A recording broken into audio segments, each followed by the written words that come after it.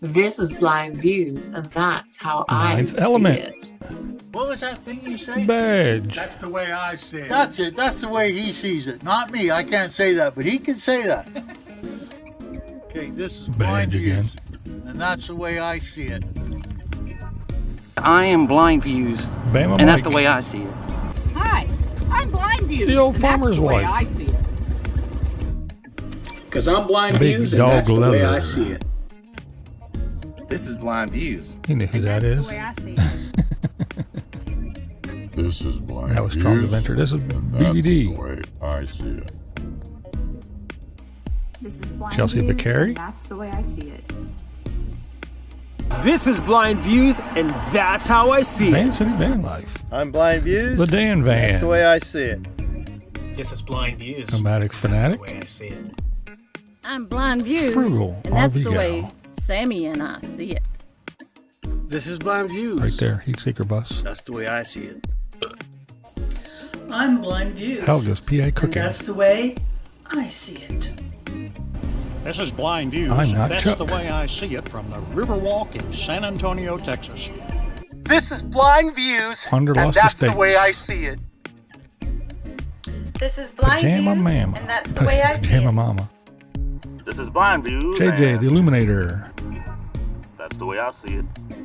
This is Blind Views, JoJo. and that's the way I see it. This is Blind Views, Jumping and off that's the the way cliff. I see it. This is Blind Views. Linda, Lady That's the way I Redskins. see it. I'm Blind Views, and Lost on that's the Land way I again. see it.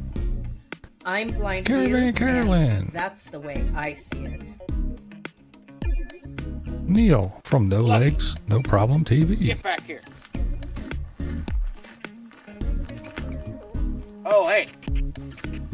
This is Blind Views, and that's the way I see it. Now, Fluffy,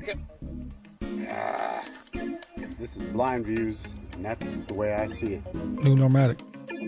Nez. Blind View Daddy. Nez Lover. Sorry, watashi ga sore o miru hoho desu. This is Blind Views, It's and that's the way I see it. Papa, Texas. This is Blind Views, and Paul that's the Barger. way I see it. This is Blind Views, and that's the way Bambi I Travels. see Paula. I'm Blind Views. Worm's That's Eye how I see View. This is Blind Views. Tronda from Strong's Adventure. Billy and Rhonda. This is Blind Views, and This is Ron. Mr. that's the Buckley. way I see it. This is Blind Views. That's RV Ashes and April. I see it. RV Rebel Girl. This is Blind Views, and that's the way I see it. This is Blind Views, Sightseeing and that's the Sally. way I see it. This is Blind Views. Saucy. And that's the way I see it. The Towboat Show. Towboat style. Yeah, this Shelley is Blind from- Views, and that's the way I see it. No Oh, yeah. Madness Life. Sherry. Blind Views, and that's the way I see it. I'm blind views, and that Tim, is the way untethered. I see it.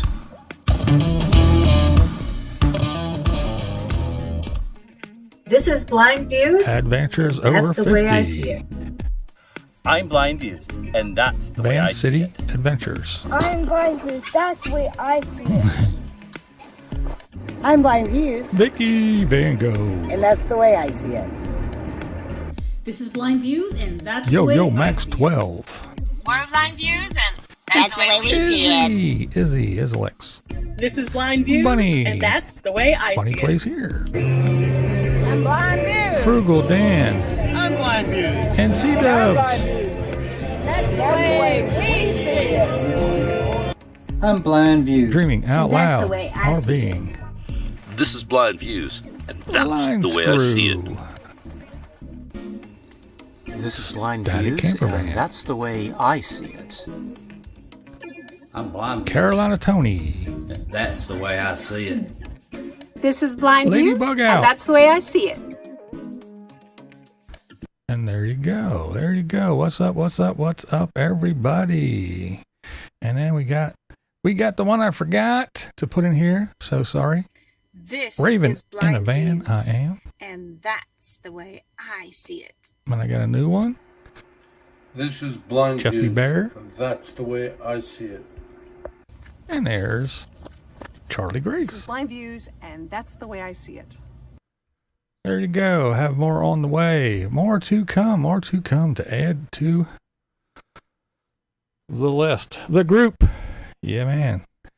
I seen a lot of people saying they didn't know. They only knew about half or just a couple and all that stuff. So I figured I'd play it and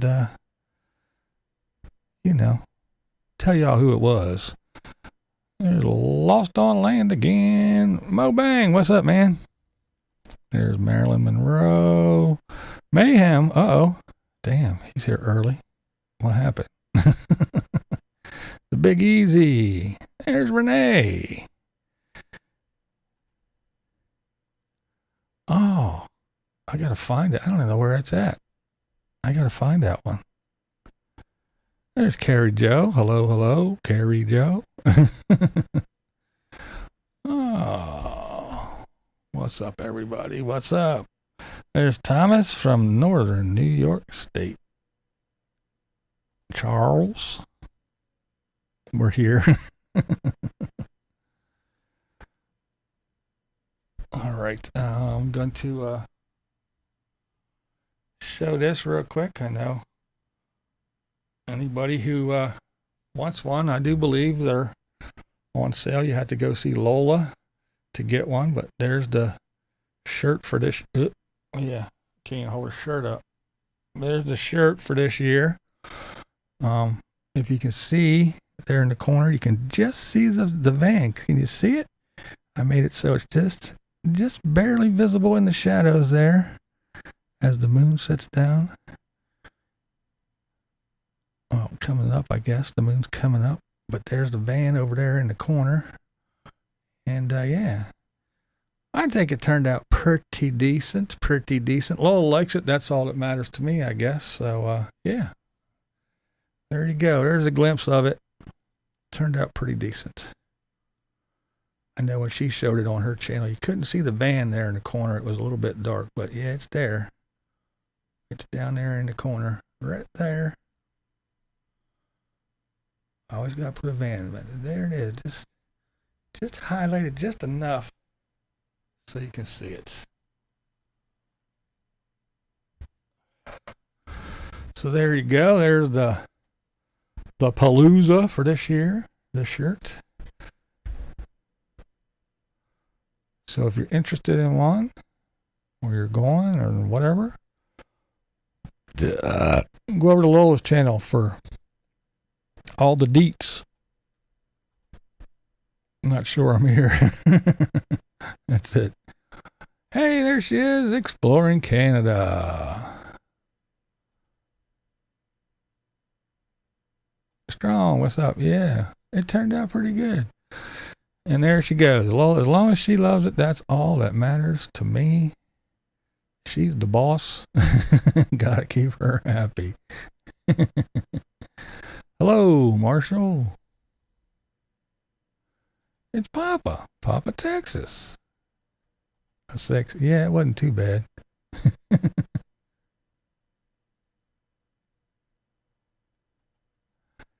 Yeah. I actually, I usually draw them with pencil. I painted it this year. Sent her a little canvas and everything. High tech, fancy stuff. I only have 3 acres left on this damn mower. Oh, man. I got a nice little lawn. That's one good thing about being poor white trash. And living in the city. I got a little postage stamp I have to mow. It's my homie Romy. There she is. What's going on? The painting really does look better than the t-shirt. I'm going to work with the printer to see if they can sharpen it before the final printing.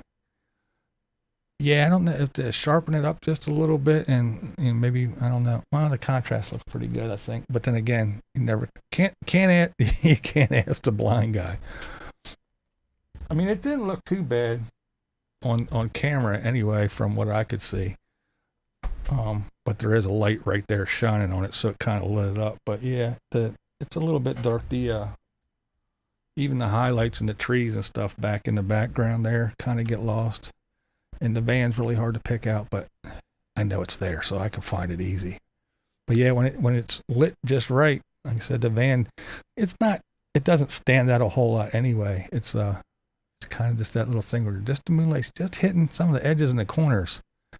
I tried to be a little bit slick and creative and make it look like it, make you look for it. That's actually why I signed it down there too. So if somebody does see what's that and they go to read it, they can see maybe that'll draw their eye to the van. Once I had a coworker who lived in the city in those houses that are really close together. He mowed his lawn with a weed whacker. I probably could. Like I said, I have a little electric mower, one that I plug in, and it's on the back porch. I fold the handle all up and put it underneath a tarp just in case the rain blows in. And it takes me longer to uncover it, pull the handle up and screw everything down and tighten it up, get it off the porch and drag the cord out than it does to actually mow the lawn.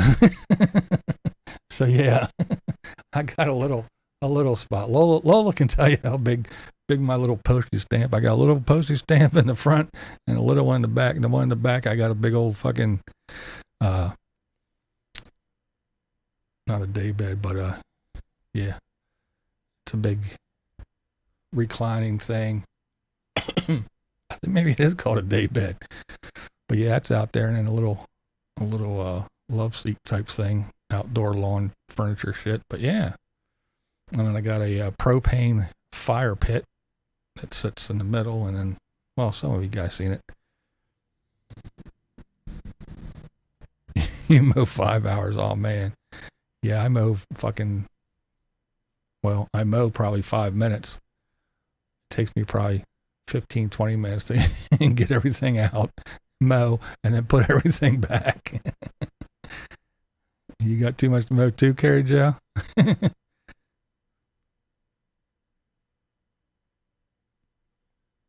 Yeah. Yep. It's exactly what it is. Yeah, it's I'm actually in half a double, so it's you take a big decent sized house and then the firewall down the middle, yeah, it's 2. So yeah, it's one big house with 2 steps and 2 doors, and yeah, so it's half a double.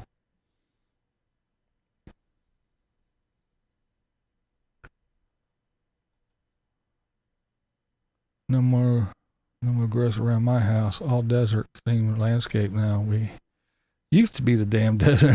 Yeah, right. How often do I sit out back? I haven't this year because it's been so damn hot, and the bugs, the skeeters and the little, I don't know what they are, but as soon as I go out back, my ankles get tore up by something. I don't know what it is. But yeah, to sit out there now, it's too hot. So hopefully when the weather chills a bit and it gets to be normal, which probably won't be until fucking December or January. It might be down into the 70s by then. So yeah, that's when I sit out there the most. I chill out there a lot.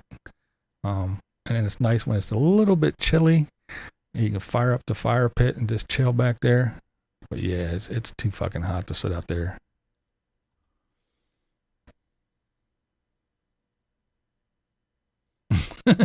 No, I'm not too bad at it. Although my one eye is getting really bad.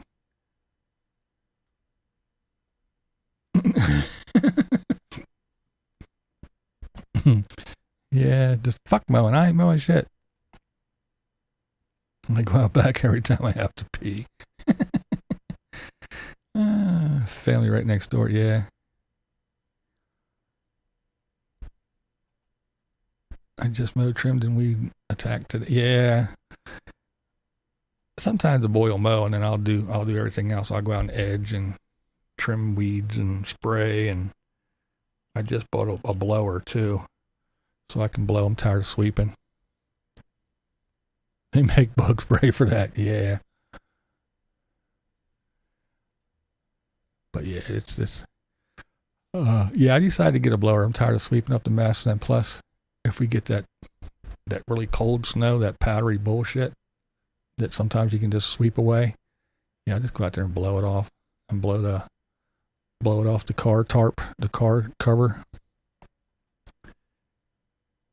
Do you ever dream of living in a steel shipping container or a Cracker Barrel parking lot? I do not. I do not.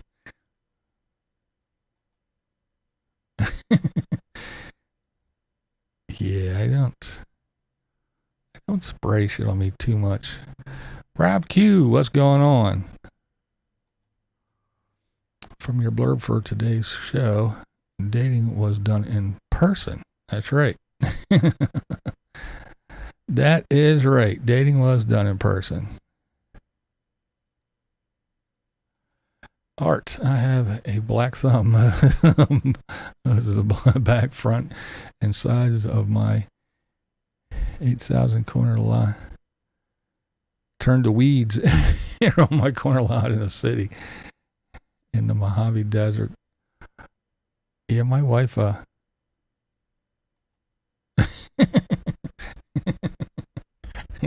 I'm not going to touch that one.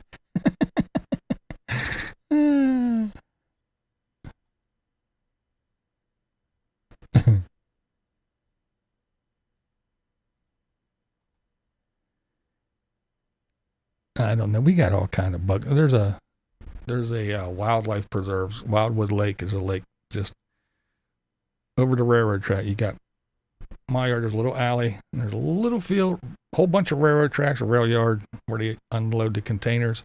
And then on the other side of that, there's industrial road, whole bunch of big warehouses, of course, since the rail yard's right there. Yeah, I believe you there. And then it's Wildwood Lake, so we get all kinds of nasty bugs. And like I said, I used to have a little pond out back that had goldfish in it, and the herons were out there eating all my fish one day. And we got all kinds of critters too. We got raccoons and skunk and fucking groundhogs out the ass, man. All kinds of stuff. I do got a bug zapper. It works for the big, but it doesn't. The mosquitoes don't go over to the bug zapper. They come to you and start eating. So that bug zapper don't do shit for skeeters.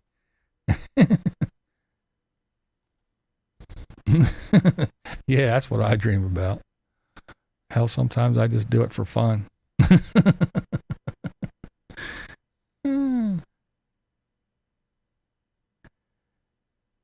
Hey. There she is. There she is. What's up, Charlie? There's Sonia.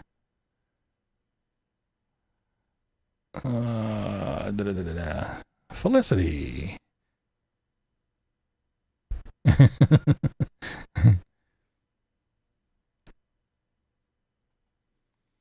We have a few of those. Usually don't see them until they're squashed on the street out front.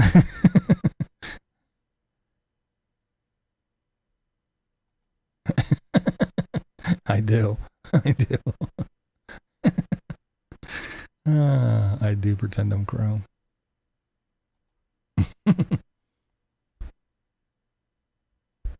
They're as big as you helicopters and sound as loud.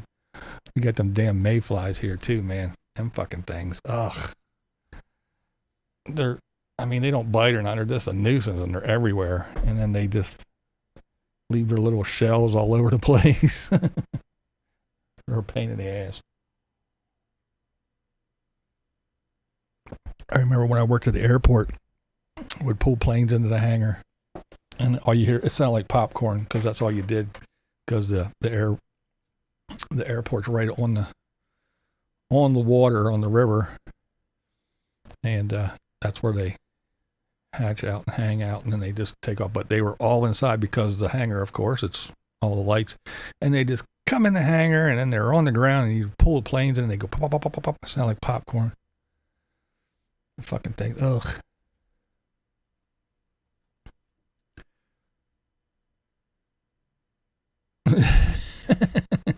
No, I haven't. He may have won. Can't stand bug spray. I usually just use dryer sheets if the bugs are that bad. I just can't spray poison. Yeah, I don't spray shit either. I'm the same way, Lola. I'll light a citronella candle and set it over there, and then I'll set the bug zapper down, plug that in, and sit out there. But usually, like I said, usually when I go out about that time of the year, the bugs are gone. It's, you know, because I like to sit out there with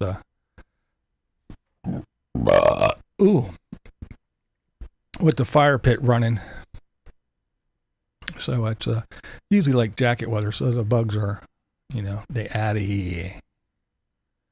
I live on the edge of the forest here and on the island, and we get a bear every summer propelling himself over a 6-foot fence to lick the barbecue grates after doing a steak. Yeah.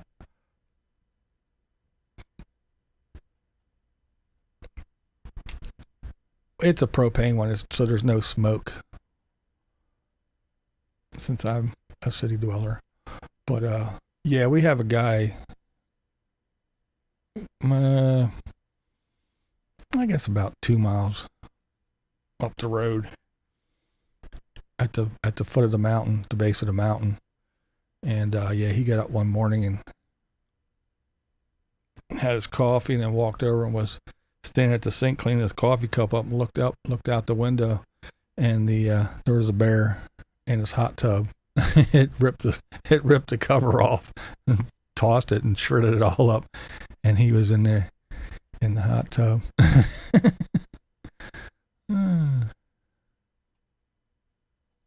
Yeah, he still cools off. That's right. Into your hard hat. And I swear I was yelling, Rob Key rocks.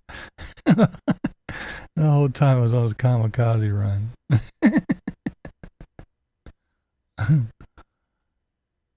Yeah, we got some. Like I said, we usually don't see them until they're squashed on the road out in front or down the street. But yeah, that's usually the only time I see possums around here is when they get hit. Now the ground pigs, them things are everywhere.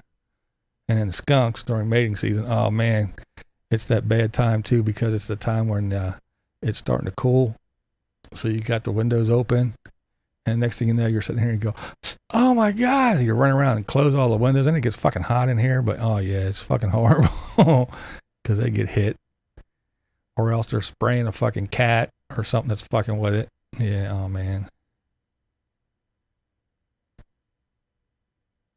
Ooh. Yeah, I wouldn't want to hit a bear. There was one at my daughter's, roaming around my daughter's neighborhood last year.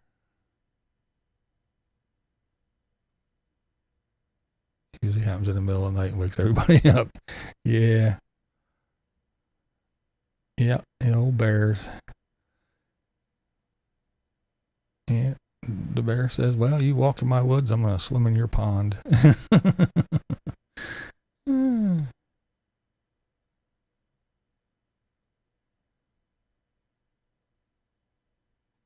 They taste like chicken. I'm sure not.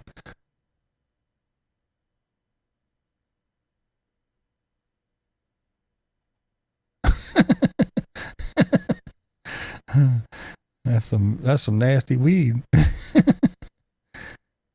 Fish stick, what's going on? Hello, hello, hello.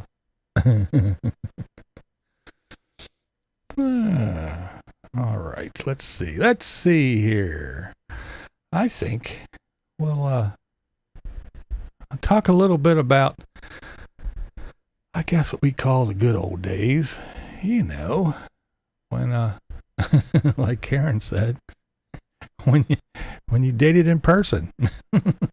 You actually had to look at someone and have a conversation. Oh man. Hey, what's up there, lioness or hermit?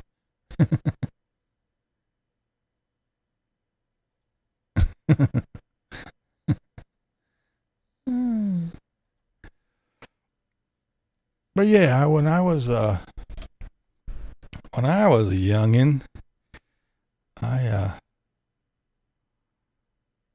well, first of all, I never met my father, my daddy-o.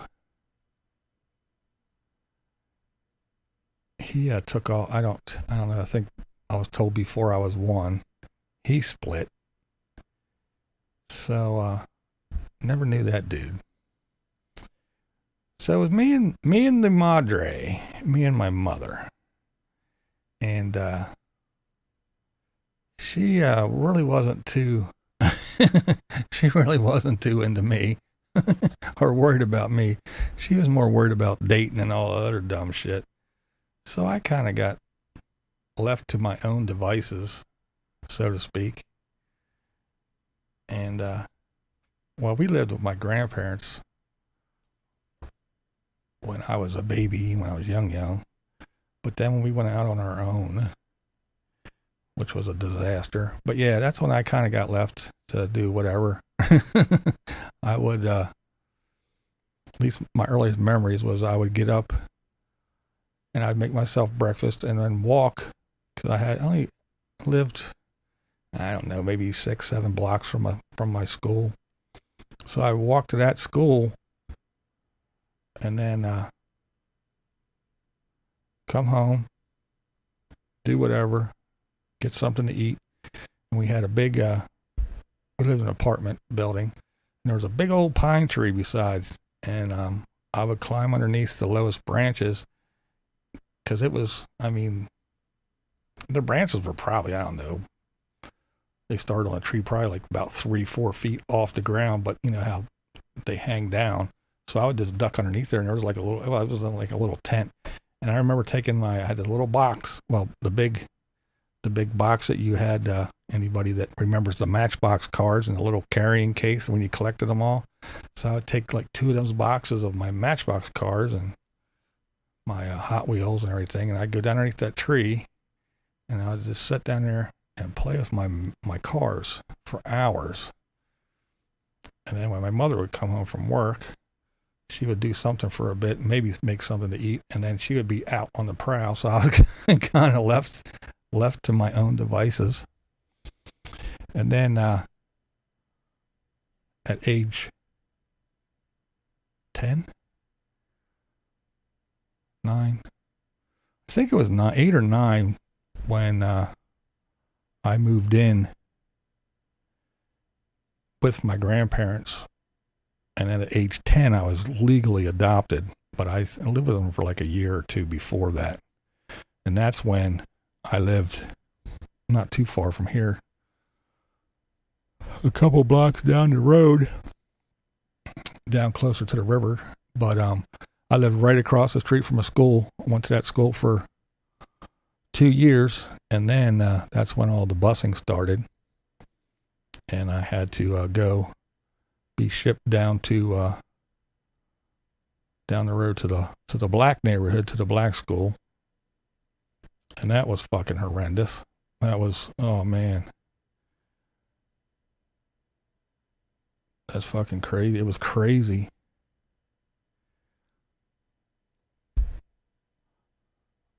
Well, that's the thing.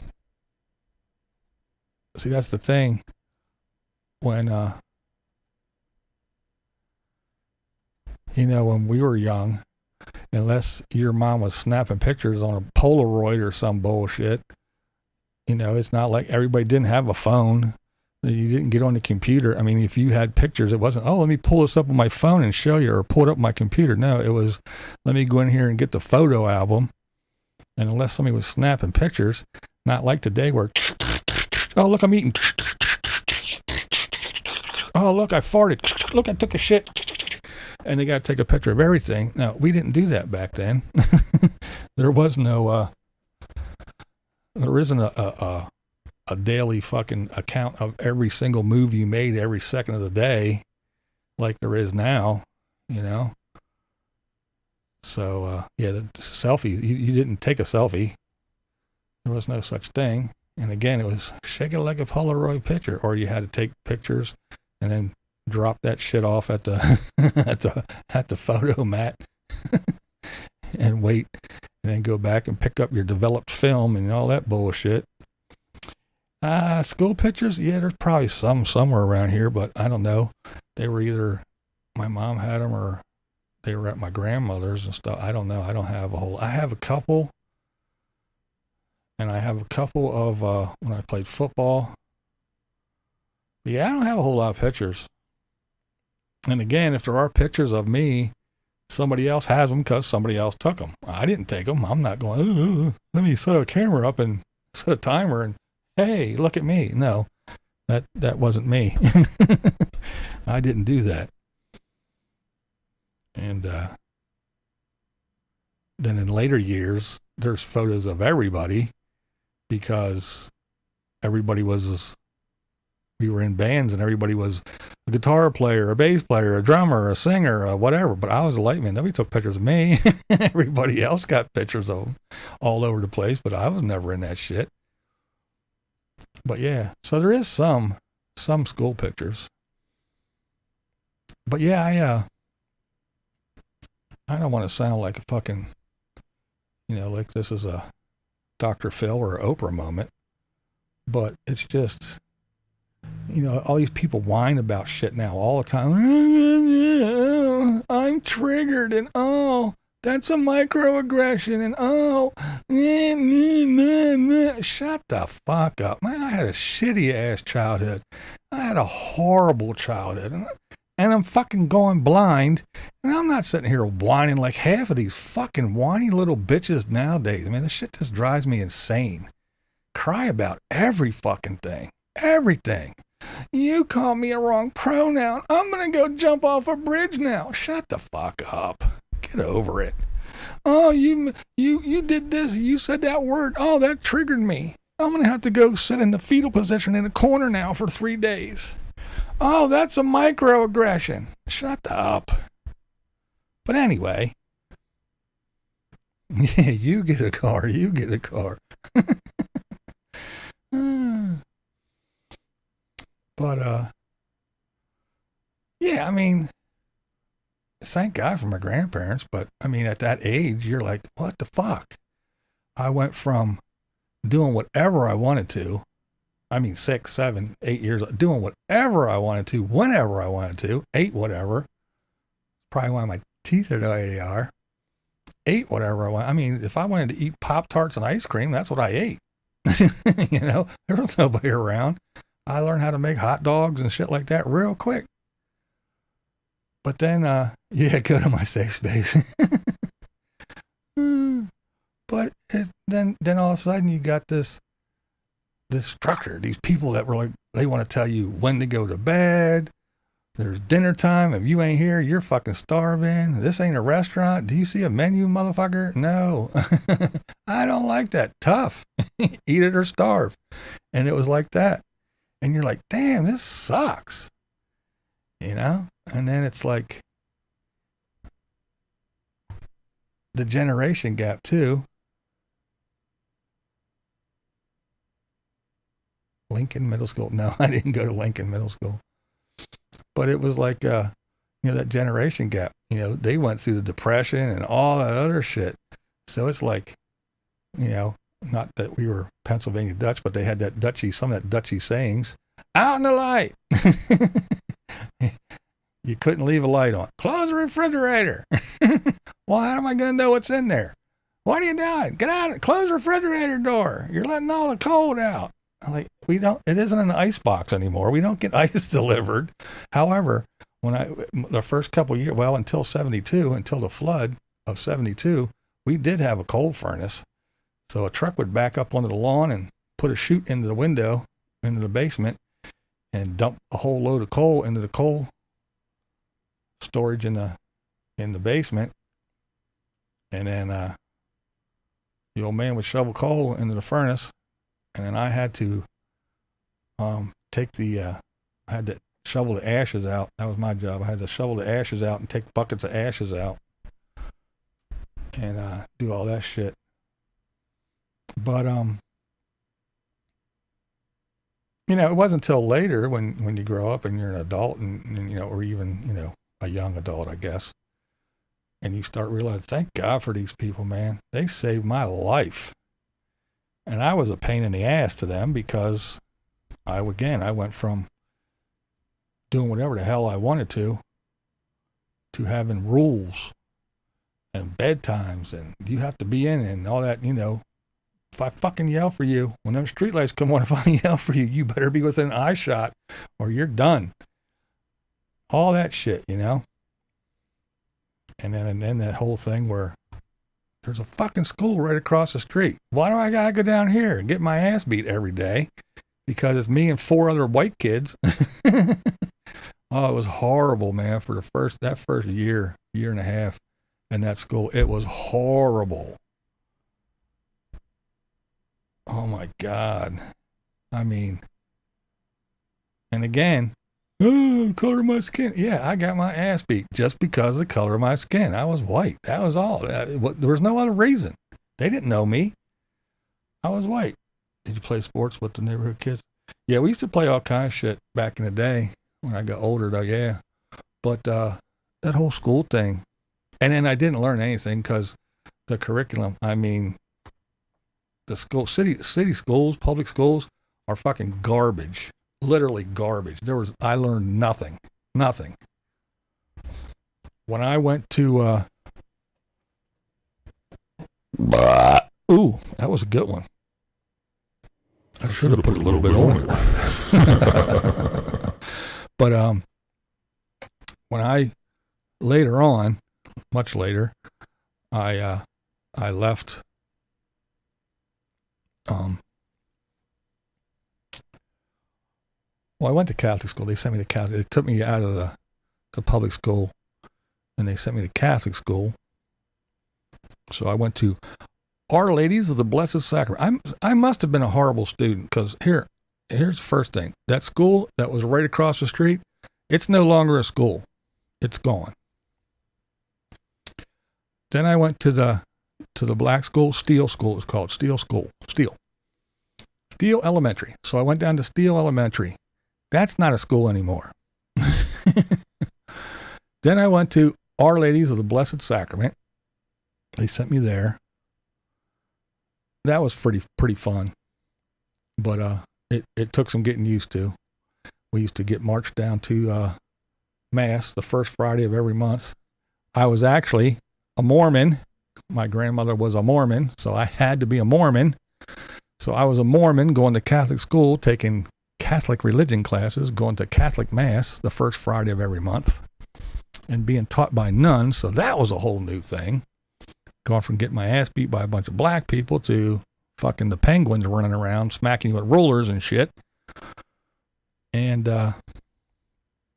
what age did I start playing guitar? I was much later. I was a teen. But I made friends in the black school, Steele School. And I'll never forget, I was hanging out my one friend, Stanley. I can't remember his brother's name. He was just a year younger than us. But I went to his, my grandfather dropped me off at his house one day. And we were chilling, hanging out. We were out running around the neighborhood. And then all of a sudden, Stanley said, "Run!" And that's when I learned you don't fucking stand around and look and go, "Why? What's going on?" You run. So I just followed him and we ran. We ran through fucking yards, over fences, up alleys until we got to the back of his house, and we went in his house. And exactly, swoop. And when we were inside, yeah, there was a whole bunch of them. And he was like, they were after you. Because there's a honky in the hood. And they weren't having it. Yeah, they were after my ass. Another time I remember we were going to the bus. And all of a sudden, man, fucking bus driver started closing the door and started pulling off, and we're running to the bus, and the Black Panthers were coming. Now, I don't think they were going to do nothing to us little kids, but the Black Panthers were coming, and there was a bunch of them.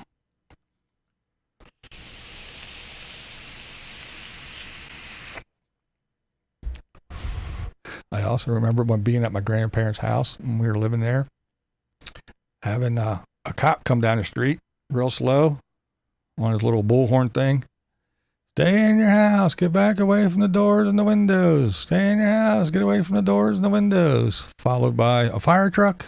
Followed by a whole bunch of people throwing rocks and bottles and screaming and fucking busting car windows and doing all kinds of crazy shit. Yeah, I remember that. That was fun. Real fun. But yeah, so the school across the street, gone. Steel School. Not a school anymore. The building's still there, but it's not a school anymore. Our Ladies of the Blessed Sacrament, OLBS. That's who I played football for, by the way. That is no longer a school. From there, I went to Bishop McDevitt. That was 9th, 10th, 11th, and 12th. That was the high school. We didn't have a middle school. It was, you went to one school until it was time to go to high school. But yeah, went to Bishop McDevitt, which was a Catholic school. And it was like a college prep thing. Because you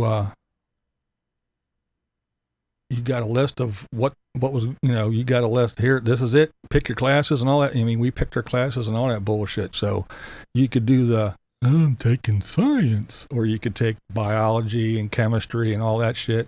You could take business math, or you could take, geometry and algebra 1 and 2 and all that bullshit. The one year, they weren't real happy with me, but I took Afro-American Lit. But yeah, so you could pick your classes, and they had, the SAT prep and all that bullshit. They were getting you all ready for college. Well, I wasn't into college. So first I went to, actually OLBS, the school before that. My one teacher, she sent me to an art school thing. It was for half a day, once a month, just to learn. They would, set like a bowl of fruit there and teach you how to draw a bowl of fruit. And I was like, whatever. But I did that for a year. That, whatever. I guess I learned a little bit, but not really. But in McDevitt, I was like, this ain't me. This ain't for me. I'm poor white trash. I wouldn't even be here if it weren't for my grandparents paying for me to be here. And all the whole time in McDevitt, it's, again, still had to take religion class. The only thing that was different was we didn't go to mass. But on holidays and shit like that, we would have a big, what are they called? Not like a pep ride, but when you get down to the gym, everybody goes down to the gym and shit. Assembly. Would have an assembly and would have some kind of like a mass thing, or if one of the cardinals or the bishop or somebody would show up and he'd do some shit and wave his hands and give us a day off, and everybody was happy because the bishop was there, because we knew we were getting a day off. But that's where the whole thing of the structure and shit with, I had to be clean shaven. If you didn't shave, you'd show up after summer break. You'd try to get away with it. You walk around with your little mustache, and his name is Mr. Bressy. He's the disciplinary officer. He'd, yo, come here. And you go to his office, and he'd take you to a little sink and stand in front of the mirror and hand you a razor. Yeah, a razor. That was it. There was nothing. It was a very dry, nasty shave. And once you ripped your face off with that razor once, you never went back. You never wanted to do that again, because your face was all fucked up for like 3 days. But we had to wear shoes, no sneakers. You had to wear navy blue or black pants. a white shirt, and a tie. And then at gym, of course, you had to have a gym bag because you had to have, your gym shorts, your McDevitt t-shirt, and sneakers and all that good happy horse shit. Back then we had the tube socks that came up to your fucking knee. So you had shorts with socks that came up almost to your shorts. But yes, I did all that stuff. Took religion class. That's why I like when people try to challenge me and think just because I look like a heathen that I don't know anything, because I probably know more than most of the people that just go to church, because again, I was a Mormon. So I went through all that horse shit, all that cult bullshit. And I actually had to take tests and everything on the Bible and verses on the Bible and what it meant and the difference between, literalists and interpretorial lists and all the other bullshit. So it was like in this version and that version and this, and then this word says this, and some people take it word by word and it means that, and other people interpret it this way, and I had to take tests on that and fucking, do the Our Father and all that shit. I had to learn prayers and everything. So I actually, no. Again, like I said, more than probably most people that just, go to church, even if they go to church every Sunday, or definitely I know more than the two-timers, Christmas and Easter, to get into heaven free card stamped twice a year.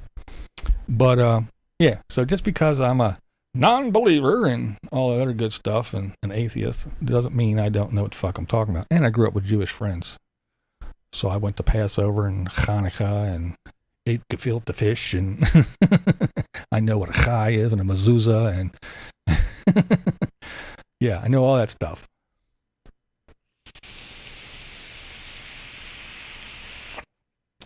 But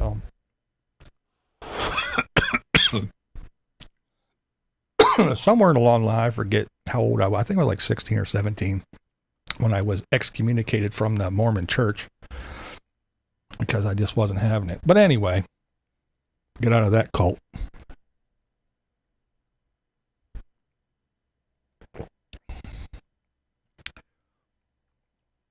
Well, I'll tell you what, I wasn't brainwashed.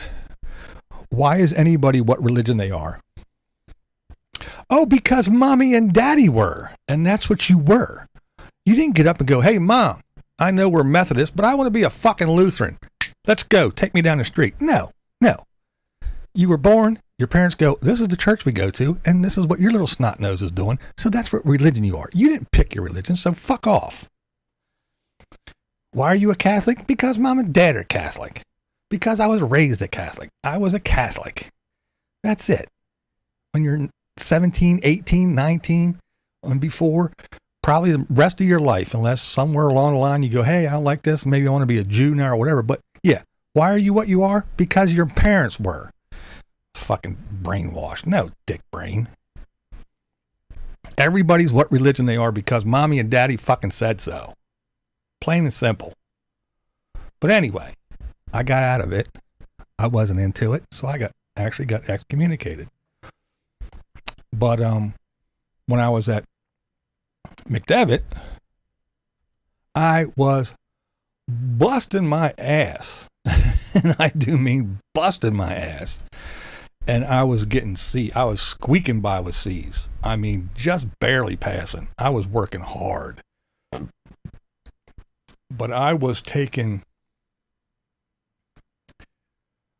I didn't take the easy way. I didn't take, business math. I took Algebra 1, Algebra 2, geometry, and then introductory to trig and calculus. I took, biology, chemistry. I took biology 1 and 2 and chemistry. But yeah, I didn't skate through. I didn't do the easy shit. But I mean, I was busting my ass. The only thing that I was skating through on was English class. But I was like, this isn't for me. This is not what I was into. Oh, good question. Thank you, Fish Stick.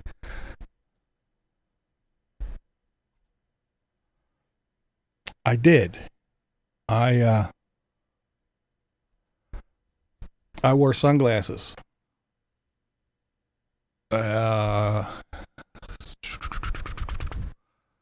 think it was right before or right after I got into McDevitt. Right after, like, it was either halfway through ninth grade or the beginning of 10th grade. I went in with sunglasses on, and I was getting all kinds, but I had a note from the eye doc. So I, we're going, hey, come here, you can't have them, you gotta go to detention. I go, no, here, because I was really, really light sensitive, so I had to wear sunglasses. That was the beginning of it. I didn't know at the time. I don't think they knew at the time what it was. But yeah, I've been wearing sunglasses for a very, very long time. And then when I played football, after I was diagnosed and they said you're going blind and this is the deal, I think back to some of the times where, like, oh man, maybe that's why that happened, or maybe that's why I didn't see that. I was a wide receiver, you get, because I was a tall, skinny fucking kid. Everybody else was like yay big. And I was just, they called me Long Tall. That's where I got, one guitar player years later, he gave me the nickname Long Tall. Long Tall dog, Long Tall. Because I was a big string bean. I was all arms and legs and,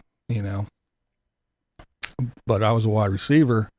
And I remember running and I got tackled. And when I ran back to the sideline, the coach was like, why didn't you do this and that and that? I was like, well, I didn't know. He said, didn't you see that guy? I was like, no. So I think about those things now. I was like, I wonder if my eyesight was going back then. But anyway, I did wear sunglasses back then. And, but I was like, no, I'm going to go to Votech. So I stayed in McDevitt half day, and then I took half a day and I went to William Penn High School, back to city school, and I took auto mechanics. And then I really, really liked auto mechanics. And so I was into it. So I had a conversation with the grandparents, and I said, look, I am not into this prepping for SATs and going to college, and I know you ain't got money to send me to college, and I ain't going to get no scholarship to go to college, and I'm not going to come out of college with a fucking already thousands of dollars in debt. I said, no, how about I just go full-time to the hood school, and I'll just, that way I can be there and I'll just concentrate on auto mechanics. And at the time, believe it or not, my thing was I wanted to actually work on a pit crew. That was my dream. That was my goal. I wanted to fucking be one of them clowns over there and, work on a pit crew. And then, and wrench on cars and shit, build race cars and shit. But that never happened. So I did. So they took me out. They were like, well, we're saving all this money from sending you to we don't have to pay tuition to go to Catholic school. So they were, weren't real happy about it, but they were. And I'll tell you what, I was shocked because I didn't even go. We had a thing that if you were absent 8 days in a marking period, you automatically failed. Well,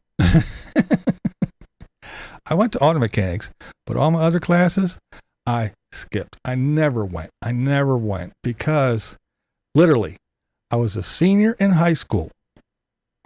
In my English class, the dog ran fast. Pick out the noun. Yes. That's what my English class consisted of when I was a senior in high school. The dog ran fast. Pick out the noun. We might as well have been reading Sally and Jane. What was those little books we read back then? We might as well have been doing that. And the saddest thing was The dog ran fast, pick out the net. I don't know, man. I ain't got that pace. Shit. Nah, man. See what happened with my dog, right? And nobody knew. Nobody knew. So, Miss Cherry, I'll never forget her. Miss Cherry was my English teacher. You gotta tell us the answer, Lee. Totally. Yes, fun with Dick and Jane. Yes. That's it. We might as well have been reading that shit in 12th grade. It was sad. It was fucking pathetic. And that's when I learned that, like, no wonder these motherfuckers ain't got a chance, ain't got a hope in hell, if this is what they're learning. And I was like, I'm not doing it. I'm not fucking sitting here. So I didn't go. And Miss Cherry, one day, I was out running around doing, so I forget what I was doing, but I was running through the school, just having a good time. So I wasn't going home, because I'd have really gotten in trouble if I went home. So I was just running around and shit, hanging out. I think I was standing in front of the girls' gym, watching the girls. And this girl came up, tapped me on the shoulder, and said, "Hey, Miss Cherry wanted me to tell you something." I said, "What?" She said, "You meet her after school at this time." And I was like, "Tell her no." So this little black girl, and she took off. She came back later and found me later. She said, "Miss Cherry said, come on, it's a good deal. She gonna hook you up, man." So I did. I went and I met with Miss Cherry, and she said, "If I send somebody to you to find you and tell you when my tests are, you come, take my tests, and if you pass, I'll pass you." I said, "Well, you can't, because 8 absences, and I got like fucking, out of 80 days, I was like absence like 72. But she said, "You let me worry about that." I was like, "Okay, whatever, cool." So, yeah, every once in a while, this little black girl, "Hey, Miss Cherry said test next Tuesday." So I would go in, I'd show up, I'd find an empty desk, I'd set it there, fucking do the test, walk up, throw it on her desk, and walk out. And that little girl would come find me. "Miss Cherry said you got 98. Oh, that was my life. That was high school. Not high school. That was 12th grade. That was 12th grade for me. I didn't do shit. I went to gym class. I went to auto mechanics. The rest of the time I was just wandering the halls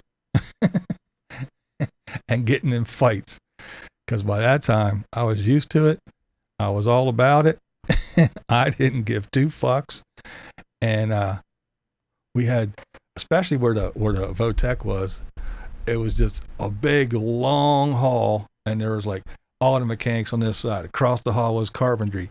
Down the hall was machine shop. And then there was just all the shops down this hall. And then there were these little halls that were dark as shit, only about 6-7 feet long, and it went to an outside door. And you go down there and you smoke in the little breezeway, those little hallways, those little dark hallways. And I'll never forget, more than once, some dude would come by and say, "Yo, man, let me get a cigarette." I was like, "I don't smoke." Because I was a smart ass. Like, "No, man, I don't smoke." Say, "Oh, man." And then we'd be fighting. We were rolling around the hall fighting and shit. Everybody come out, "Ooh, fight." So that shit went on lots of times because I was just a dick about it. But yeah, in McDevitt was hard, but it was fun because that's where I don't want to say the rich kids, but because everybody was paying to go there. The Catholic kids were paying, their parents were paying, but the non-Catholic kids, we were paying more because we were non-Catholic. But just about everybody, not everybody, but just about everybody that I went to McDevitt with was did far better than I did. They lived in nicer houses. They got better jobs. They make a lot more money. Even the black students. Yes, even the black ones. I don't know if anybody knows who Ricky Waters is. Ricky Waters played for the Eagles. Well, I went to school with his sister. They lived out on the hill, but yeah, I went to school at Rhonda, and man, she was pretty too. But yeah, it was a trip. I played basketball, played football, made lots of friends. I wasn't in one of those cliquey things because I didn't fit in anywhere. So I just kind of like did my own thing and kind of hung out with whoever. But, cause I wasn't a jock, I wasn't a head, I wasn't a preppy, I wasn't one of the geeks or any of that. I wasn't in the chess club or anything. So I just kind of did my own thing and hung out with whoever, whenever. I did hang around with the black people a lot more than just about anybody else in school. But yeah, it was definitely a trip. It was definitely something different. I even got called an N-word lover one time at McDevitt by one of the rich preppy white boys. That was not good. That didn't turn out well because yeah. my running back on the football team, he was a fire plug, black dude. I mean, he was fucking ripped, but he wasn't very tall, but he was fucking ripped. He was fucking solid. And he said, "What the fuck did you say?" Because I kind of went out with a black girl for a while, and we were kind of walking down the hall together. Yeah, and I got called that, and that was all she wrote. I didn't even have to do anything. But yeah. And that's one thing I will say, though, all through my younger years, when it came to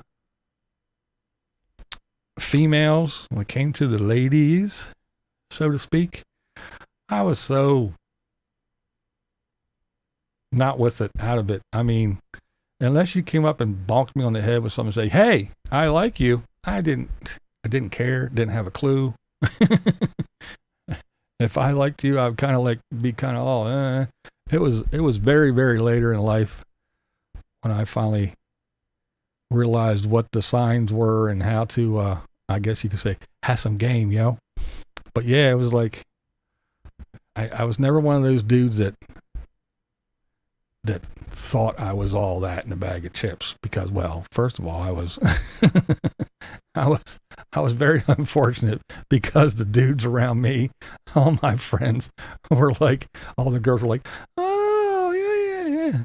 The Penske boys, my Jewish friends, the two brothers, everybody just loved them. They thought they were the hottest thing since sliced bread.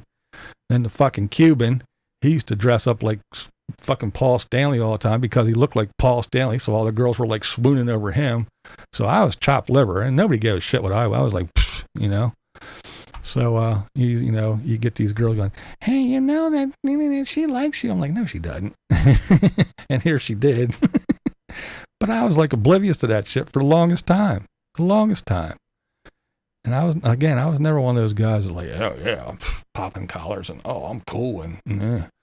But being with in the black community, so to speak, and going to McDevitt, my thing was I always liked to dress.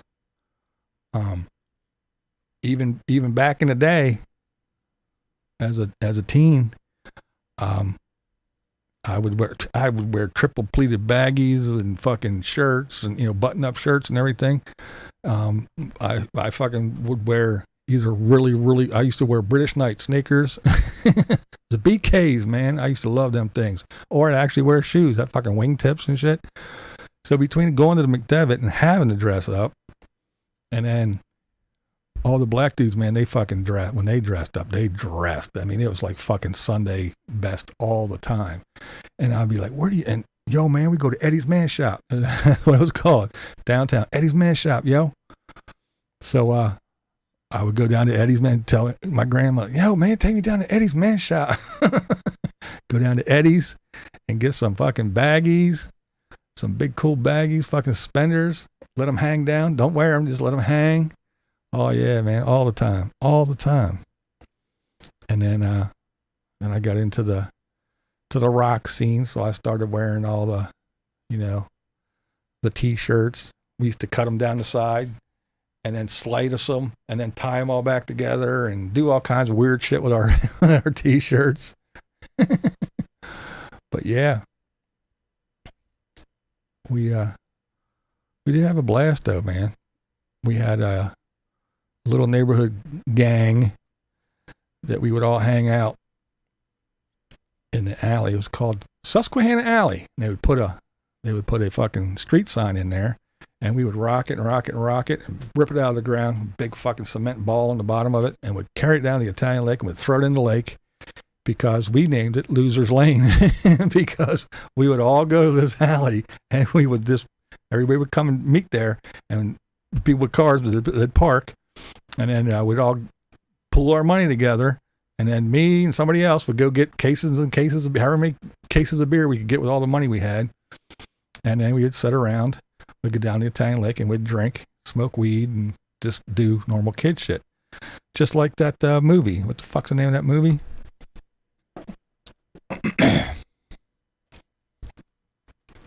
And yeah, that's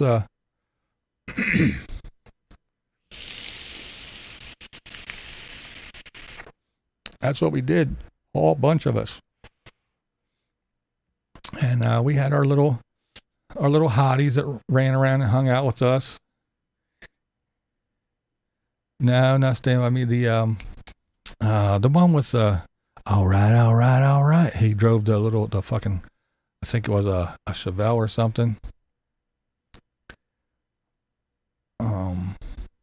They chased a kid around to beat him with to smack him with Dazed and Confused. Yes, thank you. Yes, that's pretty much, not exactly, but that's kind of like it was. We had our, Dazed and Confused. We had our little group, and we all hung out, and we did all kinds of shit. Like I said, because I had a mustache and shit, so I kind of looked older, and plus I was fucking tall and skinny, and so I was always getting beers. But we'd go down to the Italian lake and would hang around. We even drug a bench, big cement fucking bench down underneath our tree. There'd be people up in the tree, just hanging out, and you just pass a joint or a bowl, from the bench up to somebody, and then they'd pass it around up through the tree, and they'd come back down, and there's people on blankets sitting around, and we'd just, just drinking beer, and it was a great movie. It reminded me of that time, man. And we had a blast. We had lots and lots of fun. We didn't hurt nobody. We didn't fuck around. We, if we partied in the alley, believe it or not, it was somebody we knew, a house, then an alley, and then there was a church. And then there was a big thing where they had like 6 trash cans in this little thing. We call it the church for trash cans because it was like a little roof on it, 3 sides and a roof. So we would throw all our beer bottles and cans and shit into church's trash cans. Well, one time, the preacher, pastor, minister, whatever the fuck he was, I don't even remember what kind of church it was, but he came out and yelled at us, "You're throwing all our trash cans out." We said, okay. So they had the below, the basement, there were the below grade windows. So there was windows, and there was like a window well, and there was a steel grate over the window well. So we took all our beer cans and we smashed them and we stuck them down in there, and we filled up that window well. So it only took like 2 weeks, and then the preacher, pastor, minister, whatever the fuck he was, came out and says, "Oh, okay, you can use the trash cans." It didn't take long because we filled that shit up. And he was like, "Okay, you win. Use the trash cans. Don't use the window wells anymore." But, and when we all, the adults, so to speak, in the neighborhood, they were like, you guys are a pain in the ass, you know, you make too much noise, you're all that, because we would play the fucking, you know, somebody would have their car radio on and, you know, would play blast fucking rock music and shit. You know, good old 80s stuff. We'd be blasting shit and drinking and smoking weed and cigarettes and flinging cigarette butts everywhere. So the older folks, they were real happy with us, but we weren't rude to them. We actually did respect our elders. We weren't, you know, like, fuck off, you old witch. We didn't do none of that shit. But I do remember when we all got old and kind of went our separate ways and moved out of our parents' house and went, they said, you know what? We really, really miss you guys. Because as soon as you guys left, the one lady, she was standing at her kitchen sink washing dishes. 2 guys walked in her back door, pushed her, went, robbed her, and left. And when we were around, that shit would have never happened. We never let anybody in our neighborhood to fuck around. We don't care how big you were, how many there were. There was lots of us, and we didn't give a shit. It was our neighborhood. So, yeah, we might have been a pain in the ass, but we kept the riffraff out. And they all found out. Unfortunately, the hard way after we all left. But somewhere along the line in there,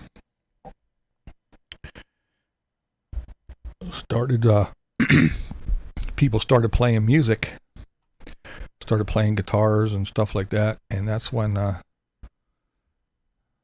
Cuban would say, here, just do this. Boom, boom, boom, boom, boom, boom, boom, boom, boom. Just do that. And we go, okay. And he would play and the other people would play. And they go, okay, we got a guitar player. We don't need you no more. Stop doing that because you just go. But that's how I started. It was just like, we need somebody to do that. So just do that. Boom, boom, boom, boom, boom, boom. There was actually a black guy. He looked a lot like Jimi Hendrix, almost identical. I mean, he looked a lot like him. And he played the bass. He could play guitar too, but he had a big old, I'll never forget, big old Fender bass, man. It's the first time I saw a real actual big wood grain. Was fucking giant. It had the big silver wing fucking, tuning keys of giant things. I don't know if it was just because we were young, but man, that thing looked enormous. But yeah. And that was another one. He would have a guitar and him and the Cuban were playing guitar and he'd just hand me here, just do this. Boom, boom, boom, boom. When I move my finger down here, move your finger down and just do that. I go, okay. That's the first time I learned how to on the bass. But yeah, just stupid shit like that. And then as bands formed and everything, I would just kind of like babysit a soundboard. And then I started getting into the light stuff. And I just stuck with that. And I would just watch these guys when they practice. I'd just watch. And then I bought a guitar. I started playing the Cubans because he had, every time he got a girlfriend, he'd get a new girlfriend. And for some reason, I don't know if he had a magic fucking golden cock or what, but a month in, here, they would buy him a guitar. So he had guitars out the ass. And then they would break up, he'd get another girlfriend, and here's a Gibson Explorer, and the next one, here's a Gibson Flying V, and the next one, here's a, so these women were just buying him guitars. And so he'd let me play one, and I'd just watch, and then I'd fuck around and learn and shit. And then as the years went by, as I was running lights for different people and stuff, and I'd just learn, I'd just watch, and then I'd buy my own guitar, and I'd come home, and I'm like, how do you do that? And I'd remember that was back before the internet and all that, so I couldn't watch YouTube videos. That's back when we fucking wore out an album. You'd wait, what? What was the next part?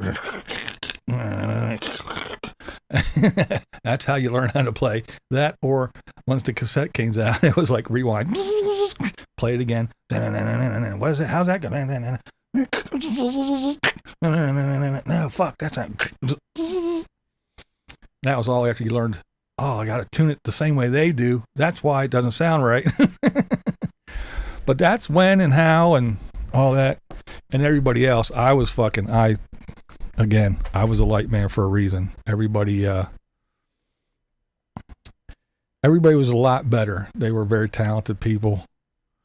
And they found more talented people. And I just found my niche, if you will. And I enjoy it. I really like to run lights. Actually, I was just talking to Blair about this the other day, last Thursday. That, when you're a guitar player, you go, oh yeah, I know that song from beginning to end. I know all the guitar parts. Then it does lead, then it does this, and it goes that, and it does that 4 times. And then if you're a drummer, okay, but it's 16 times, and then you fucking hit that. Then there's that roll, then there's that double bass part, and then it goes back into the, and I know everything. Bass player knows all that stuff. Keyboard, the singer. I know all the words from beginning to end.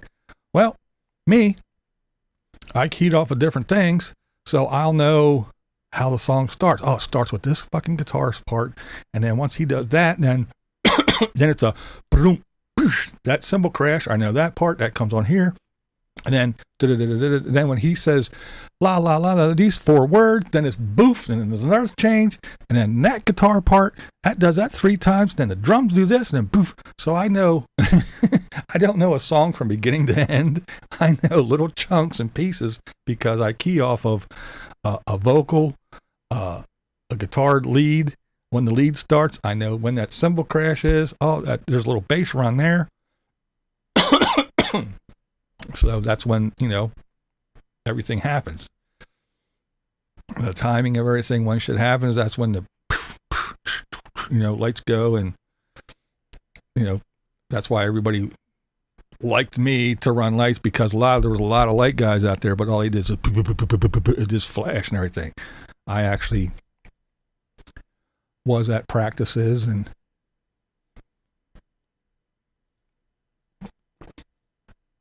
knew the songs and knew where all the key parts were and all that bullshit. Bring lights down and have a nice little red scene for when it slows down and comes, and then bam, big white fucking rain lights and this and that. But so yeah, all that good fun stuff. And I dug it. I liked it a lot. Of course I did, because I did it for 100 years. And I still do it in my little room just for fun.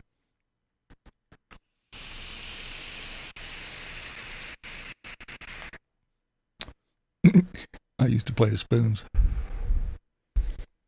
Switching lights manually back in the day, yeah. You had fucking dimmer packs, big fucking snakes of all the wires, and you had what they call blackout buttons, but yeah, you had buttons and faders. Yeah, there was no DMX shit back then. You didn't sit down and program crap. That came later. It came much later. That's a relatively in the scheme of things, it's a relatively newer thing. I mean, it's not new, but yeah, back in they didn't have that shit in the 80s and the early 90s. I remember the one board I ran for, I forget who it was. Oh, it was the Maniacs the one time. It was I don't forget what it was called, but it was like fucking like Light Bright. It had the flash buttons and the faders, and then over on the side there was this thing with a whole bunch of little dots. They were actually little holes, pegs, and little pegs. And then if you put the pegs in a certain way, it I guess it was like the early onset of the DMX shit. But yeah, you put the little pegs in these holes, and that's programmed different scene-like things and activated something somehow. But yeah, that was a pain in the ass to learn. But then after the DMX stuff came in, yeah, that's what my board is here. When I turn it on, I just hit the fucking buttons, and I can make it go and do, and I program all kind of shit, and yeah. But yeah, I know all that shit. But yeah, it was fun times. It was fun times. But by no means. I mean, fighting and growing up with nothing, and again, my grandparents saved my ass. They saved my life, probably. God knows where I'd be if, you know. And then later in life, when my mother died, I didn't shed a tear, didn't bat an eye. My uncle called me and said, "Oh, I'm sorry to tell you, your mother died." I was like, "Oh, really? Okay. When's the thing? You need me to do anything?" And that was it. I mean, it was like, I know it sounds horrible, but it's your mother. She did it. Yeah, well, you weren't there.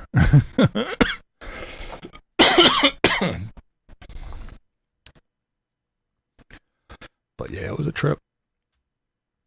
And then when I was 30, I got a phone call from some lady. Like, who are you? You don't know me, but I'm your father's wife. And you have three half brothers or whatever. I'm like, well, what? And you can't just say anything, because if he knows that I'm talking to you, he'll be very angry. And but if you want to meet your half brothers, we can do this. But if he finds out, he'll disown because he disowned you. And I was like, well, first of all, I don't know the man. I never knew the man. I didn't do anything for him to disown me or for him to be pissed off because you're speaking to me. And I needed a father when I was 3, not when I'm 30. So sorry, but I don't mean to be rude, but I don't, fuck off. You know, I just don't need you now. I don't. So yeah, when people whine and cry because I want to be called a she or a z-zimzer or whatever, you got to call me they. How dare you call me by my dead name? And you have a big old fit. I don't care. I really don't. It doesn't bother me. I don't care. If that's what crushes you, oh well, so be it. Lots of people, everybody has something. Everybody has something, no matter what it is. We all didn't just grow up and go, hey, here you go. What do you need? An iPhone? You're 2. Here, have one. It's the latest one. What do you want? Fake tits? Sure, you're 16. You can have fake tits now. What else you want? No, Daddy, but I do want an Oompa Loompa. Okay, have one. Yeah, no. We all got our shit, you know, no matter what it is. So just because you're called a little name, boo-hoo, boo-hoo, boo-hoo. And let me tell you, folks, if you're on the internet, if you do anything on the internet, whether it be post your picture on Instagram or make a video for YouTube or post something on Facebook, trust me, you're going to be called all kinds of things, because before this internet thing, you ran around in your little bubble and you knew what was going on, and that guy's an asshole and he called me a name, and when I went to school, Sally pulled my hair and he put bubble gum in my hair and he punched me and he doesn't like me, but these guys are my friends, and that was it. Now you find out that, yes, everybody is a fucking asshole, and everybody that's an asshole has a keyboard and they're pussies, and they sit behind their little screen and they go, you're this, you're that, you're fat, you're ugly, you're dumb, you got more earrings than all the women in my family combined, and you're this and you're that, and that's all they got to do, because they're assholes. They're really, really assholes. And there's lots of them out there. I know, BlindViews, people are good. No, they're not. No, they're not. People are shitty. Just look around. Just look around. Look at the morons. And I'll tell you what, man. I did the little experiment with the with the shorts. I don't watch them. I hate them. I think they're annoying as fuck. I think they're mindless. But I did those shorts. One has 1,000 views. One has 1.8 thousand views. One has 1.6 thousand views. And one has 1.2 thousand views. You know what my video, the last video that I sat down and filmed and edited and did all that shit, it doesn't even have 200 views. It has 180 some views. 180 some views.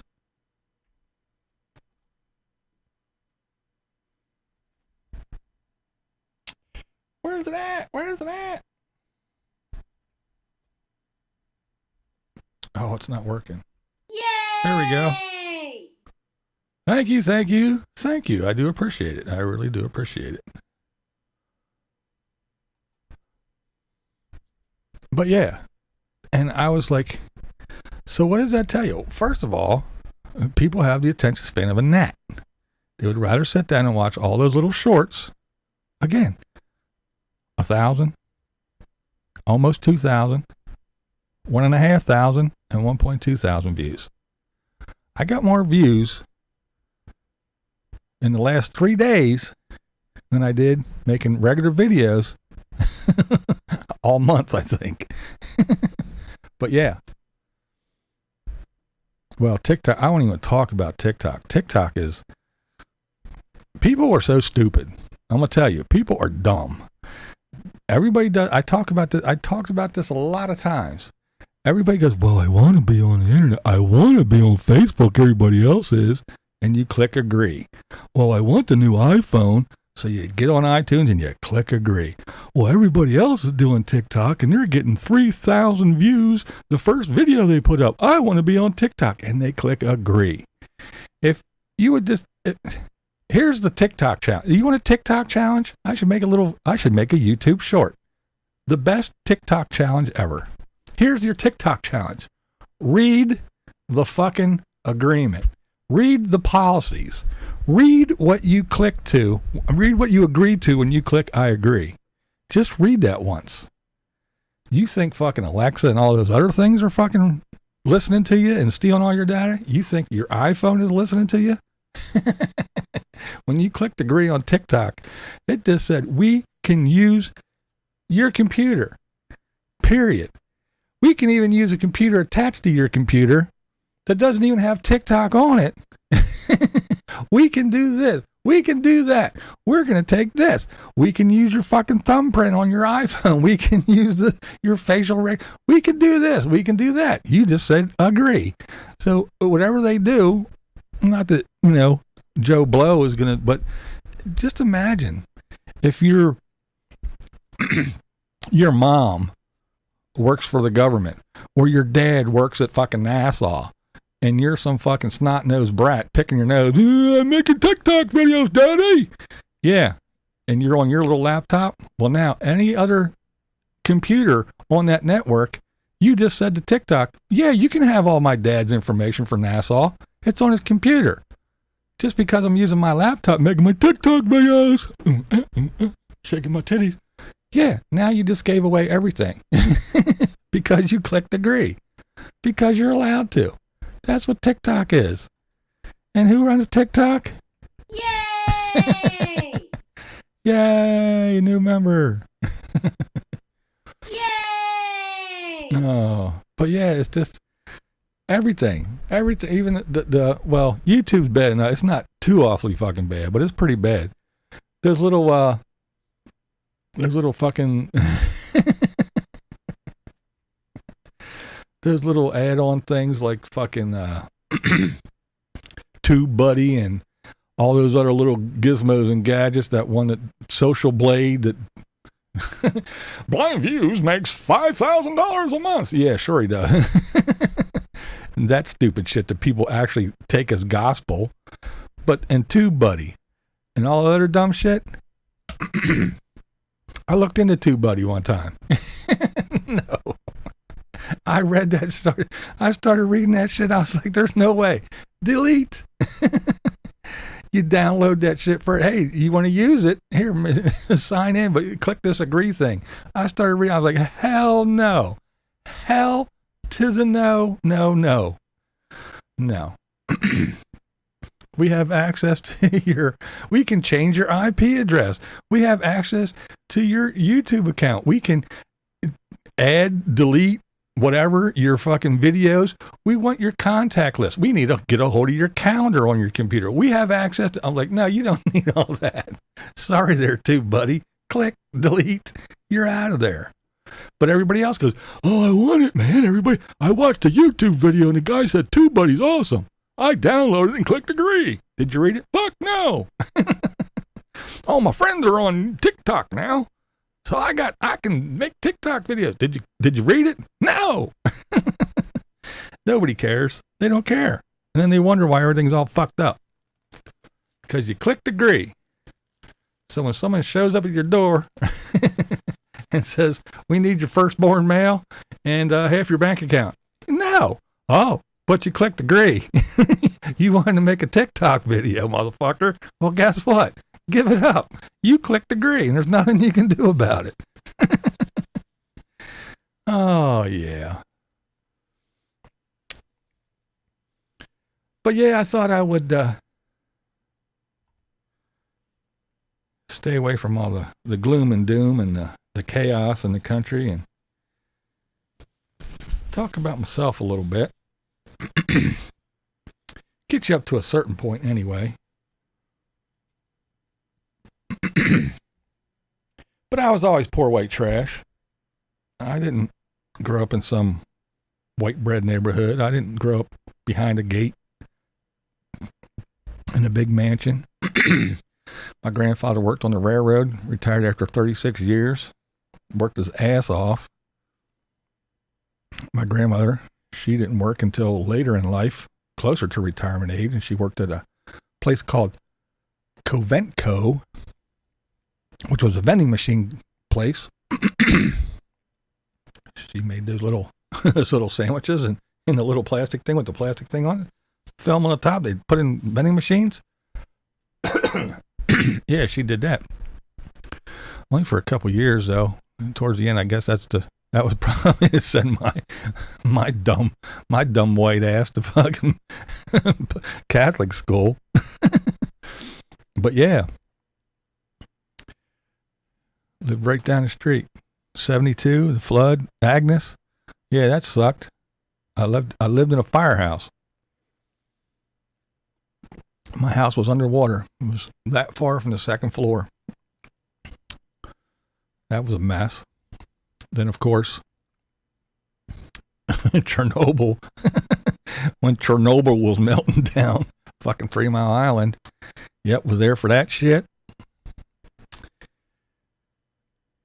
Was there for the Black Panthers. Was here for all kinds of little race riots. Was here for the fucking integration. I was down in the black school getting my white ass beat while there was a couple of black kids up here getting their ass beat, I guess. But yeah, it wasn't fun. It wasn't fun at all. Some fucking sperm donor that didn't want anything to do with me. I never did nothing to the old fuck. I'm glad he dropped dead. Don't care. So, it's like, who gives a fuck about him? And then a young mother I was a burden to, kept her from having fun. So I was tossed away. So I got those abandonment issues. Had that fear of rejection. I think that's why that whole girl thing, when I was younger, I was like, nah. If I go ask her and she says no, my dad already threw me away. My mom already threw me away. I can't have this hot little 16-year-old throw me away too. So yeah, it was yeah, they weren't riots in the 70s. Yeah, I know they weren't. They were mainly peaceful protests. Not all the rocks were big and hard. Some of them were soft. Not all the bottles were full. They were throwing some. But yeah. So, and again, we didn't have cell phones. We didn't have the internet. You had to go get a Frederick's Hollywood catalog or a JCPenney's catalog. You just couldn't type in whores with whatever on the internet and watch porn. It didn't happen that way. You picked up the phone and called your friend and see if you wanted to hang out, And if you got the you had to fucking actually go outside, walk to their fucking house and beat on their door and say, hey. There was no sending a text or fucking, you know, not even getting a busy signal, leaving some fucking voicemail or getting a Zoom call. No, there was none of that. There's one of that sitting there swiping right and left. What kind of hoe bag do I want to go out with? Match me with a hoe bag. Match me with a hoe bag. No, yeah, she's good. Yeah, oh yeah. Look at the DSLs on that one. Sure, swipe good. And oh no, she's ugly. Oh no. There was none of that. You fucking actually said right there. So you could touch someone and you had a conversation. And you're like, yeah, you're fucking hot, but boy, you're dumb. We're not going to work out. Sorry. Then you had those girls that were you called them the so-so girls. You know, they weren't gorgeous. They weren't ugly. They were just, you know, average. But they were fucking awesome. They were amazing. They were great people to be around with. And the more you hung out with them, the prettier they got. I know I had a couple chicks like that were, she's But then after you actually get to know them, you spend some time and you talk and you do things and you chill and you hang out. You just look at her the one time and you go, wow, she's a lot prettier than I remembered a week ago. I don't know. Maybe it's just me. Maybe it didn't happen to anybody else, but I know it happened to me a few times throughout my life. But yeah, it was fun. It was fun. I learned a lot. I grew. Even some of the shit that you're like, oh man, that shit was horrible. I had a horrible time. I would never want to go through that again. That was disgusting. Oh my God. You know, it makes you who you are. It made me who I am. I learned a lot. I was fortunate enough to grow up in a neighborhood with a lot of different kinds of people. And I learned a lot. And it was fun. Even though I had shitty parents. Again, thank God for my grandparents. Or I would probably be one of those fucking crackheads sleeping under a bridge somewhere. Either that or in jail or who knows, maybe even dead by now. Those people, I think they saved me. That and music and all the bands and the band people and all the experience and the running around the clubs and just, you know, I had that Catholic school shit. Thank God for that too. That gave me that discipline. That you have to wear this. That, you know, that was the next best thing to going into the military, you know. you had that uniform and you had that structure and you had that shit. And they fucking pounded knowledge into you whether you want it or not. I learned a lot. I may not be the brightest person, but I sure know more than, you know, 2 + 2 is 4. I think. No. I may not use algebra. I'll probably never use trigonometry or calculus, but I did learn it. I probably forgot more than I learned, but I still learned it. Auto mechanics, that was awesome. I was just dangerous enough to fix my own shit. And I saved a lot of money. Well, I spent a lot on tools, but I saved a lot of money fixing my own cars and doing shit. Even built one, my old Nova. I built that thing. That was awesome. My 72 Nova. I ripped that engine out and tore it down and built it back up. But yeah, I learned just enough. And all that chemistry and biology shit came into play. I mean, hey, I make my own vape juice. I sit down here, I'm a little chemist. And the biology stuff helped a lot. For being a first responder, you know, I knew where organs were, what they did, knew basic shit. I'm no doctor, but hey, if you get blasted by a car or you're stuck in a car or somebody shoots you, I know, and you're laying in the street, I can probably come patch you up till somebody real gets along and really takes care of you. So I know a lot. even in the fire service. CPR, AED. If you're having a heart attack and you're in a mall or someplace that has a defibrillator around, an AED, I know how to zap you. And even if there's not one around, I know how to give you CPR. Keep you alive. That's why I always say, as a volunteer fireman, I did more for the black community than BLM ever will. Well, I guess that's about enough of my life story, my biography.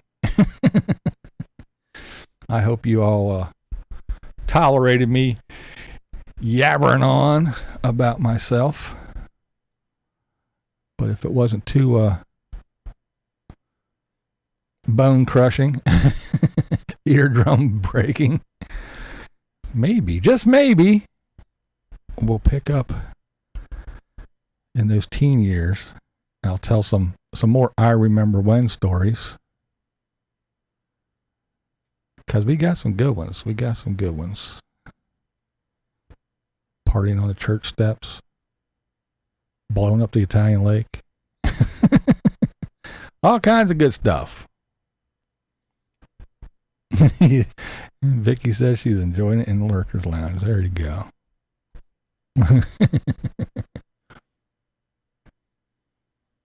All that good stuff. Concerts I went to. Bandmates. Later on, some of the bands I ran lights for. Some of the weirdos I met. It was fun. It was an interesting life. I had an interesting life. That's why when people say I'm sad and pathetic and I'm this and that, I'm like, fuck you. I had a very good life. Some of it was shitty, the early years, but I didn't let it get me down. I met a lot of interesting people. I did a lot of interesting things. I had a lot of interesting jobs because I always worked and I always took care of myself until the eyes went. And yes, I am married. And then when the eyes went, and it wasn't like I was 30 or anything. No, I was old when I stopped working. So these morons that say, "Oh, I just lay around sucking money off the government." Yep, that's what I do. So get to fucking work so I can go to my yacht, because sitting around sucking off the government made me richer than Richie, rich. Faux show. What up, Nez? It's Nana Cat. But yeah, I mean, that's another thing too. When the eyes started to go, and I'll actually tell you now. I just told my wife earlier today. My left eye they're both shit, but my left eye was my better one. I had the cataract surgery on my right eye, but my right eye has the least amount of vision. My left eye had a little bit more. Well, now all I see is a ring of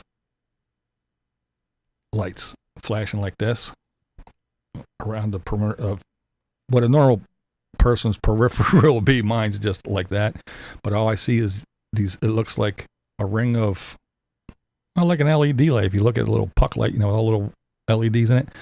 But that's what it looks like around the perimeter of my peripheral, and they're flashing and blinking and flickering. And basically, what that is, it's photocells burning out. So that's going to be another little boof shrink down in my left eye. So it's gone. So I can probably speculate in the next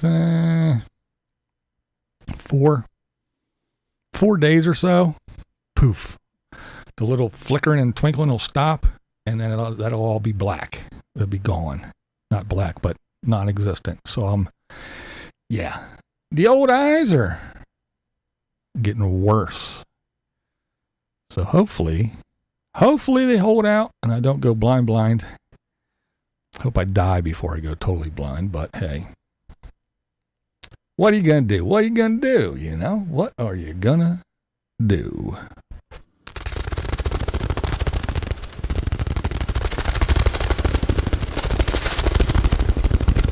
There they are, the bats. almost forgot about the bats. Blair didn't. Oh yeah, the bats, the bats, the bats. And thank you to the members that rejoined. I do have a new member that I forgot to put on here. I got to get their name on here. But thank you guys. I do appreciate it for sure.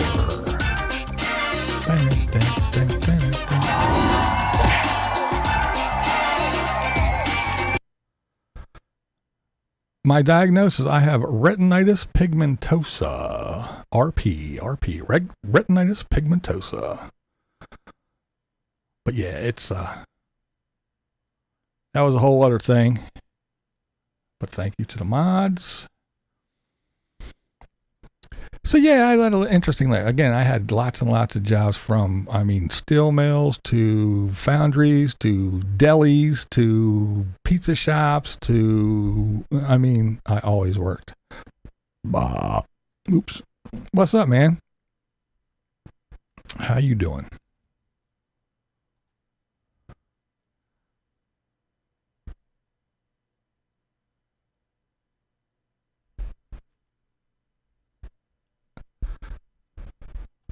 But yeah, it didn't start out too good, but I persevered. And I'm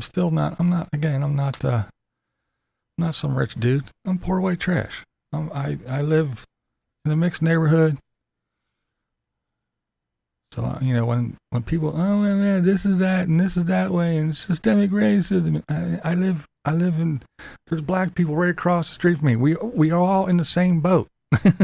I'm not any better off than they are, or we wouldn't be living here. The color of our skin means nothing. It means nothing. There's nothing here that says that, oh, well, you get this and this and that and that, but the black people across the street and the one beside, they don't get that because they're black. No, we all get the same. We all get the same thing. We all got to pay the same taxes. Our kids all go to the same school. We all get the same trash man. We all go in and out the same doors of places. There isn't a blacks and whites, entrance anymore, even though people wanted to go back to that, but it's not that way. But, so, yeah, I'm not driving around in a big old fancy truck and all that good shit. I can't say, hey, I like to do this RV thing. Let me go out and spend $90,000 on a truck and $120,000 on a fucking shitty little trailer to pull around, and let me go hit the road and travel around and spend $5 a gallon on gas and travel out to Arizona and hang out with everybody. No, I don't have that kind of money. Sorry. I'm not one of those folks. I'm not rich. Who is this? Oh my goodness. How are you doing? Anna Bobana. Yay! Thank you, dear. Thank you. I do appreciate it. You're awesome. Anybody who hasn't checked her channel out too, go over and check her out. She does some good stuff. She shows her where she's hanging out. She hangs out in some pretty cool spots too. Very beautiful. And I know a lot of you guys in here are religious and have the faith. She has some coffee talks sometimes where she talks about her faith and all that good stuff. And for you guys, when she shows herself, when she puts that pretty face on, she's very, very easy to look at, guys. She's a very pretty young lady. So if you haven't checked her out, go over and give her a look. Give her a look-see. But yeah, she does find some really cool spots to camp and hang out. So yeah. How many kids do I have? We have a bunch. Not a whole bunch, but we have mine, hers, and ours. My wife has 2, a son and a daughter. I have a daughter, and then we have a son together. So we have mine, hers, and ours. Have 4 grandkids. So yeah, I will That's what I'll do next week. That's what I'll do. We'll just count on that. We'll count on that. I mean, I'm still. I thought I'd be out of here earlier, but I'm still yabbering for 2 hours. I love me. Who do you love? But yeah, I'll kind of pick up. I'll do some more. I'll talk about some more 80s action, talk about band life, and then go on to my first apartment, my first wife, jobs, and music, and all that good stuff. And then work my way up to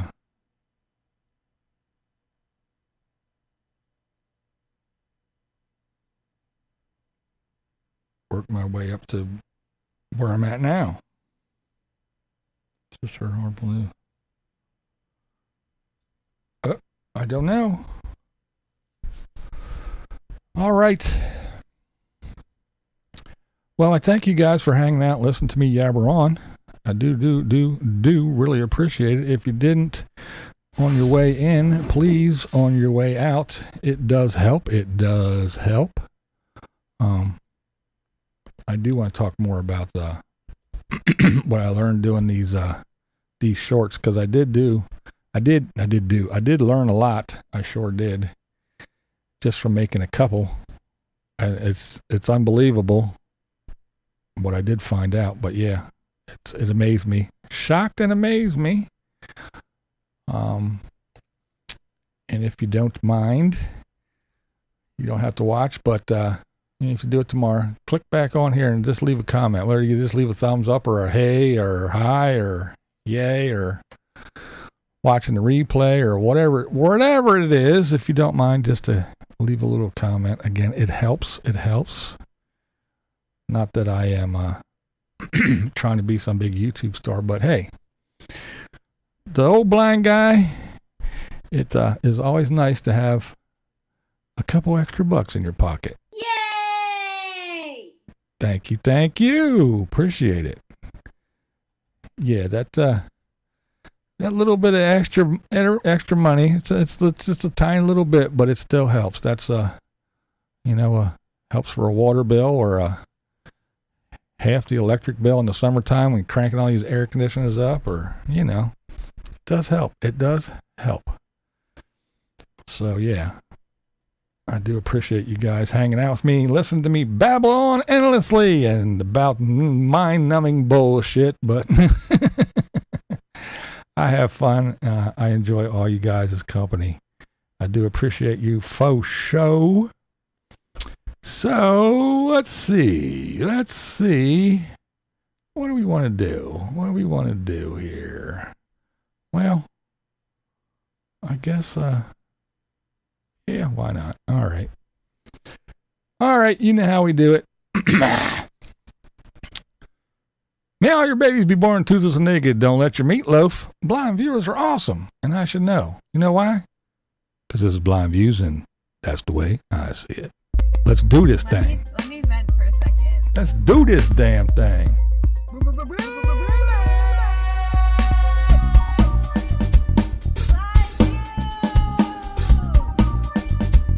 Unabassist is in the house. That's King Boys damn beats. Yo.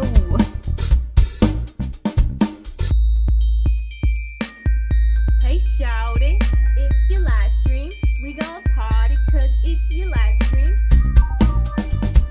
I try not to live too much in the future, you know? Need I say more? I got my mind on my YouTube on my mind.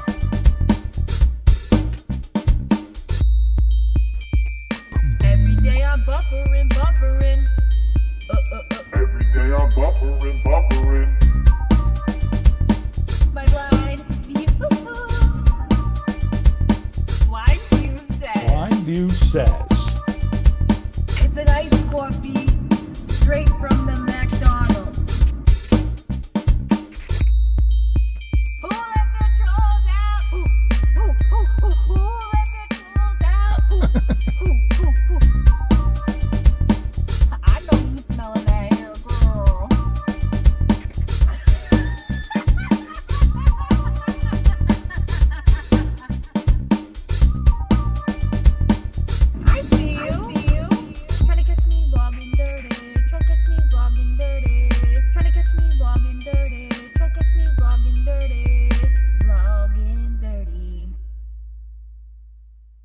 What we do here is go back, back, back, back, back, back, back, back.